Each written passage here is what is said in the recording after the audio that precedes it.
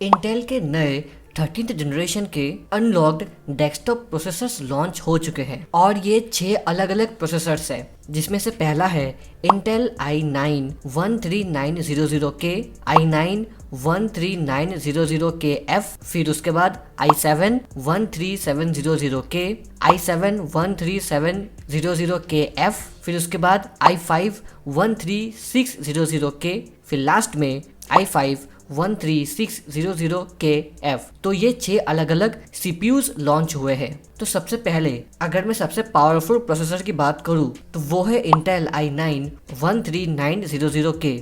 इसमें आपको 24 कोर्स मिल जाएंगे। उसमें से जो 8 कोर्स है वो परफॉर्मेंस के लिए है और जो बाकी के जो 16 कोर्स है वो एफिशिएंसी के लिए है। इसका मतलब क्या है कि देखो, ज़्यादातर जो प्रोसेसर्स होते हैं उनमें एक सर्टेन अमाउंट्स के कोर्स होते हैं, जैसे कि किसी में 4 कोर, 8 कोर, 6 कोर, ऐसे अलग अलग कोर्स वाले CPUs मार्केट में होते हैं। बट इस बार इंटेल ने क्या किया है कि इस प्रोसेसर में i9 में उन्होंने 24 कोर्स दिए हैं, बट उन 24 कोर्स में से जो 8 वाला है वो परफॉर्मेंस के लिए है। यानी कि अगर आपको कोई हैवी टास्क करना है, जैसे कि 4K वीडियो एडिटिंग या फिर कोई रेंडरिंग करना हो या तो फिर आपको गेम्स खेलना हो 4K वगैरह में, तो वो 8 कोर्स आपको उस चीज़ों में मदद करेंगे। बट अगर आप कोई लाइट वेट काम कर रहे हो जिसमें आपको कोई ज़्यादा परफॉर्मेंस की ज़रूरत नहीं है, तो उस टाइम पे जो 16 एफिशिएंसी कोर्स है वो काम करेंगे। तो आई होप आपको ये कॉन्सेप्ट समझ आ गया होगा। जैसे कि आप यहाँ पे देख सकते हो परफॉर्मेंस कोर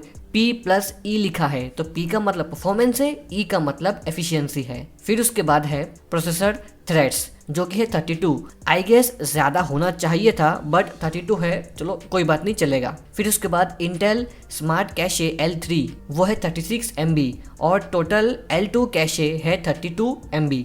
और इन्होंने जो L1 वाला जो कैशे होता है उसके बारे में कुछ नहीं बताया, बट वो सबसे पावरफुल कैशे होता है तो उसके बारे में एटलीस्ट पता देना चाहिए। फिर उसके बाद performance core max turbo frequency जो है गीगाहर्ट्ज में, वो है अप टू 5.8 गीगाहर्ट्ज, जो कि इंसेनली ज़्यादा पावरफुल है। इसका मतलब क्या है कि आपका जो 8 परफॉर्मेंस कोर है वो 5.8 गीगाहर्ट्ज तक जा सकता है और जो एफिशिएंसी कोर्स है वो मैक्सिमम 4.3 गीगाहर्ट्ज तक जा सकता है। फिर उसके बाद जो परफॉर्मेंस का जो बेस फ्रीक्वेंसी है वो है 3.0 गीगाहर्ट्ज का, यानी कि परफॉर्मेंस जो कोड है वो आइडियली 3.0 गीगाहर्ट्ज पे रन होगा, बट जब ज़्यादा परफॉर्मेंस चाहिए होगी तब वो 5.8 गीगाहर्ट्ज पे मूव हो जाएगा। फिर उसके बाद जो एफिशिएंसी कोर्स है उनकी जो बेस फ्रीक्वेंसी है वो है 2.2 गीगाहर्ट्ज, यानी कि जब आपका पीसी आइडियली पड़ा होगा तब वो 2.2 गीगाहर्ट्ज पे रन होगा। फिर उसके बाद अगर उसको भी ज़्यादा परफॉर्मेंस की ज़रूरत पड़ेगी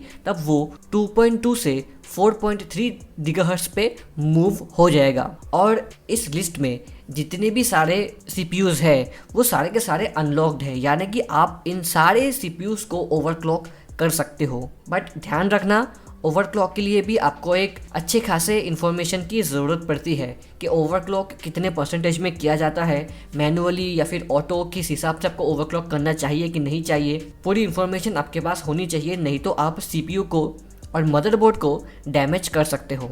फिर उसके बाद ये जो इंटेल i9 13900K है, इसमें इंटीग्रेटेड इंटेल का UHD ग्राफिक्स आपको मिल जाएगा, जो कि है UHD ग्राफिक्स 770। ये अभी लेटेस्ट चल रहा है मार्केट में। जो 12th जनरेशन का CPU था उसमें इंटेल आइरिस करके ग्राफिक्स को लॉन्च किया था। अब इस बार ऐसा क्यों नहीं किया पता नहीं, बट आइरिस इस बार लॉन्च नहीं हुआ, वापस से वही पुराना UHD ग्राफिक्स को वापस लॉन्च किया गया। बट हालांकि ये नया वर्जन है UHD का 770, तो ठीक है। फिर उसके बाद टोटल CPU लेंस इसमें अवेलेबल है, PCI लेंस इसमें अवेलेबल है 20, जो कि काफ़ी ज़्यादा है, तो ये अच्छी बात है। अगर मैक्स मेमोरी स्पीड की बात करें तो DDR5 में आपको 5600 मेगाहर्ट्ज तक की कैपेसिटी मिल जाएगी, यानी कि अगर आप DDR5 वाला रैम परचेस करने वाले हो इस सीपीयू के साथ, तो मैक्सिमम 5600 मेगाहर्ट्ज वाला आप इसमें रैम इंस्टॉल कर सकते हो। वैसे ही DDR4 में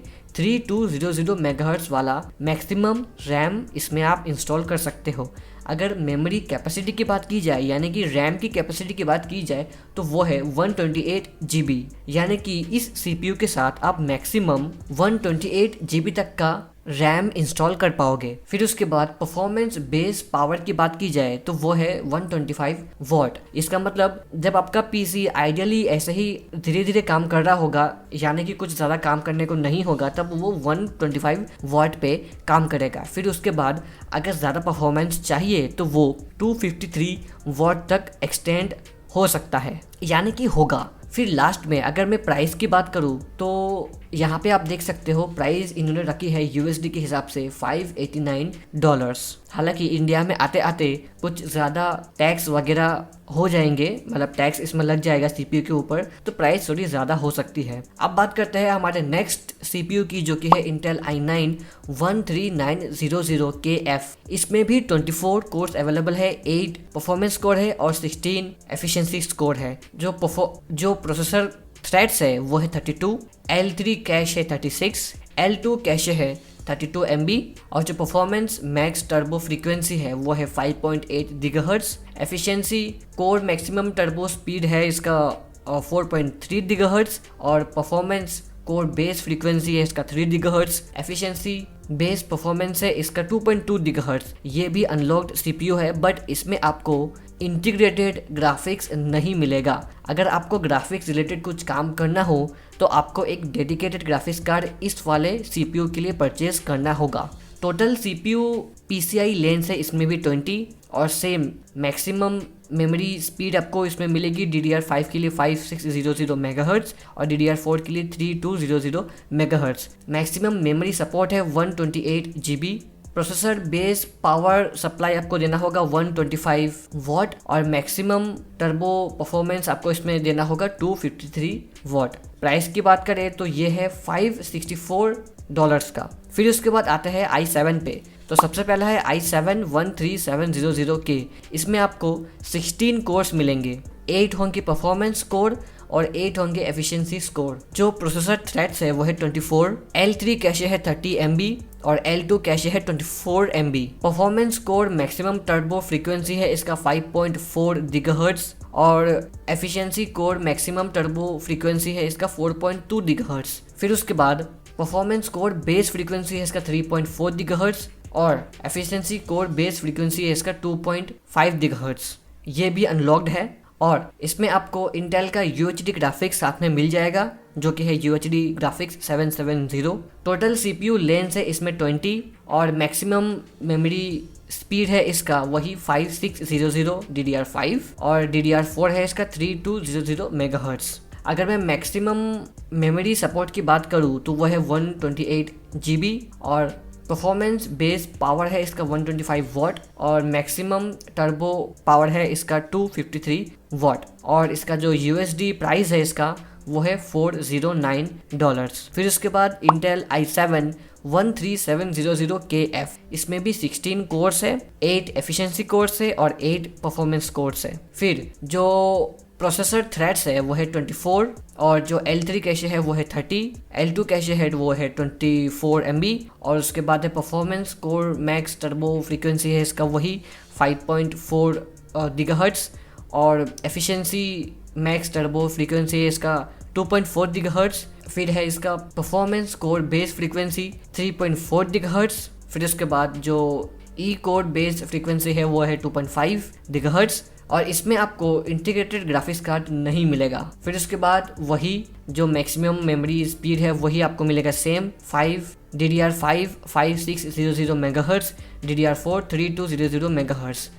मेमोरी कैपेसिटी है इसकी 125 GB। परफॉर्मेंस बेस पावर है इसका 125 वॉट और मैक्सिमम टर्बो पावर है इसका 253 वॉट और इसका जो प्राइस है वो है $384। फिर उसके बाद फिर आता है आपका इंटेल i5 13600K। इसमें आपको 14 कोर्स मिलेंगे, 6 होंगे परफॉर्मेंस कोर और 8 होंगे एफिशिएंसी स्कोर। इसका जो प्रोसेसर थ्रेड्स है वो है 20, L3 कैशे है 24 MB, L2 कैशे है 20 MB। Performance maximum turbo frequency है इसका 5.1 गीगाहर्ट्ज और जो एफिशिएंसी मैक्स टर्बो फ्रीक्वेंसी है इसका 5.9 गीगाहर्ट्ज। फिर है performance code base frequency 3.5 gigahertz और एफिशिएंसी कोड बेस फ्रीक्वेंसी इसका 2.6 गीगाहर्ट्ज। इसमें आपको इंटेल UHD ग्राफिक्स 770 का सपोर्ट मिल जाएगा। टोटल CPU लेंस है इसका 20 और जो मैक्सिमम मेमोरी सपोर्ट है इसका DDR5 5600 मेगाहर्ट्ज, सेम जैसे कि जितने भी सारे इसमें CPUs में है। फिर उसके बाद DDR4 के लिए है 3200 मेगाहर्ट्ज। मेमोरी कैपेसिटी की बात करूँ तो वो है 128 GB का और जो परफॉर्मेंस बेस पावर है इसका वो है 125 वाट और जो मैक्स टर्बो पावर है इसका 181 वाट और जो इसकी प्राइस है वो है $319। अब आते हैं हमारे लास्ट CPU की तरफ जो कि है Intel i5 13600KF। इसमें भी 14 कोर्स है, 6 परफॉर्मेंस वाले और 8 एफिशिएंसी वाले। फिर जो प्रोसेसर थ्रेड्स है वो है 20 और जो L3 कैशे है वो है 24, L2 वाले है वो है 20 MB। परफॉर्मेंस कोर्स की बात करूँ तो मैक्सिमम ये जा सकता है 5.1 गीगाहर्ट्ज पे और जो efficiency code maximum turbo frequency है वो जा सकता है 3.9 गीगाहर्ट्ज पे और जो परफॉर्मेंस बेस फ्रीक्वेंसी है वो जा सकता है 3.5 गीगाहर्ट्ज पे और जो एफिशिएंसी कोड बेस फ्रीक्वेंसी है वो है 2.6 गीगाहर्ट्ज का और इसमें आपको इंटीग्रेटेड GPU नहीं मिलेगा। और टोटल CPU PCI लेंस इसमें 20 मिल जाएगा और मैक्सिमम मेमोरी स्पीड इसमें आपको DDR5 5600 मेगाहर्ट्ज वाली मिल जाएगी और जो DDR4 है वो है 3200 मेगाहर्ट्ज का। मेमोरी कैपेसिटी की बात करूँ तो वही है 125 GB और परफॉर्मेंस बेस पावर आपको मिल जाएगा 125 MB। मैक्सिमम टर्बो स्पीड वही 181 वाट और जो इसका प्राइस है वो है इस पूरे लिस्ट में चीपेस्ट $294। तो ये मैंने आपको सारे यहाँ पे CPUs को एक्सप्लेन कर दिया है और वीडियो साथ में काफ़ी लंबा हो चुका है। तो फाइनली अगर मैं बात करूँ तो अगर आप एक अच्छा खासा PC बिल्ड करने वाले हो, मतलब अच्छे खासे बजट के साथ, तो आपको डेफिनेटली इंटेल i9 की तरफ जाना चाहिए। बट अगर आप एक बजट सेगमेंट में PC बिल्ड करना चाहते हो तो मैं आपको रेकमेंड करूँगा कि इंटेल i5 13600K ये जो प्रोसेसर है ये वाला आपको लेना चाहिए क्योंकि इसमें इंटेल का UHD ग्राफिक्स अवेलेबल है। मैं ये नहीं बोल रहा कि इसके बाद आपको ग्राफिक्स कार्ड लेने की ज़रूरत पड़ेगी ही नहीं डेडिकेटेड वाला, बट अगर आपको छोटे मोटे कामों के लिए ग्राफिक्स अगर मिल ही रहा है इंटेल का तो आपको यही वाला लेना चाहिए। थोड़े से पैसों के लिए आप अगर बिना UHD वाला ग्राफिक्स ले लोगे तो बाद में आपको ही दिक्कत पड़ सकती है। तो यही था सारा का सारा वीडियो। आई होप आपको ये एक्सप्लेनेशन और सारी चीज़ें समझ आ चुकी होगी। अगर आपके पास कोई भी ऐसा रिकमेंडेशन है कि कैसे मैं अपने वीडियो स्किल्स को इम्प्रूव कर सकूं तो आप कमेंट सेक्शन में बता सकते हो। तो मिलते हैं किसी अगले वीडियो में, तब तक के लिए गुड बाय।